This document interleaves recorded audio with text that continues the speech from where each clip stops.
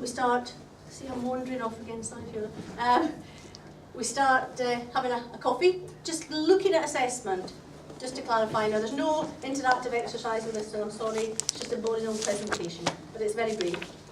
So what we want to look at is what is actually being assessed, how it's been assessed, and when it's been assessed. So what's been assessed? This is actually, I meant to change this.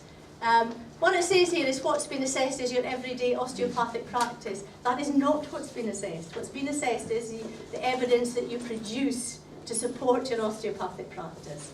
So if you want to change that, I will change it for the next slide. So it's not about your actual practice, it's about the evidence you produce to support your practice, but it is to support the practice that you do as a part of your routine working life as osteopath. So it's not about anything different. And it's about the way in which your osteopathic practice demonstrates achievement of the revalidation criteria in each of the 4 themes of osteopathic practice. So here we go, here's the educational jargon started already. In your manual you'll find the revalidation criteria, and they evolved from and were generated by the 4 themes of osteopathic practice, which are communication and partnership, knowledge, skills, and something. Performance. Cut. Safety and quality in practice and professionalism. So these were the 4 themes, and they come from the osteopathic practice standards. So all this does not sit alone. We didn't just sort of make up these revalidation criteria, and we didn't just make up the 4 themes. They did come from the osteopathic practice standards, just in case you thought it was the gospel according to Katrina.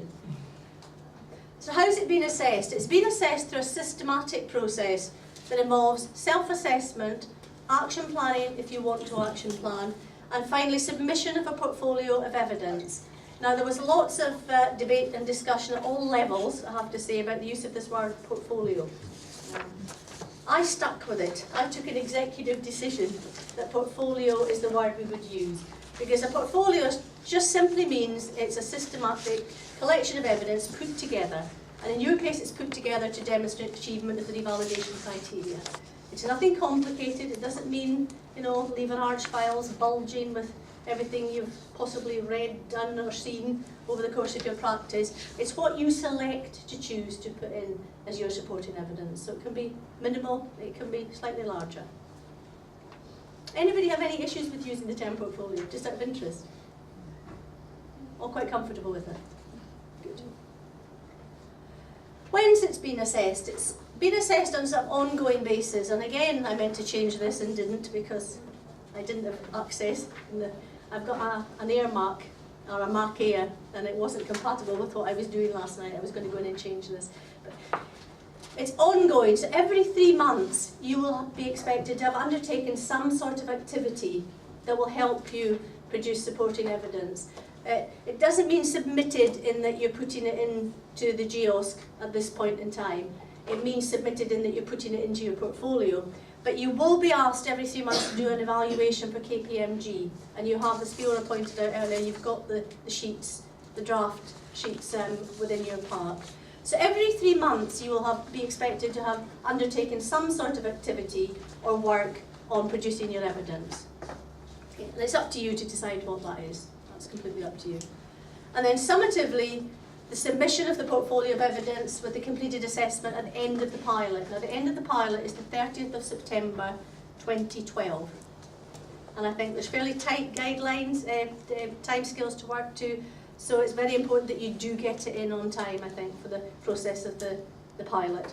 So, seems like a long way away, so does Christmas at the moment, but time goes very, very quickly. I think it's good that you've got to do something every 3 months, because if this was me, if I'm being honest, I'd be doing it all at the end. Because you've got to do it every 3 months, and you've been asked how long does it take, and what was your experience like, etc. It means that you almost have to do it on an ongoing basis, so I think that's good. And that is it.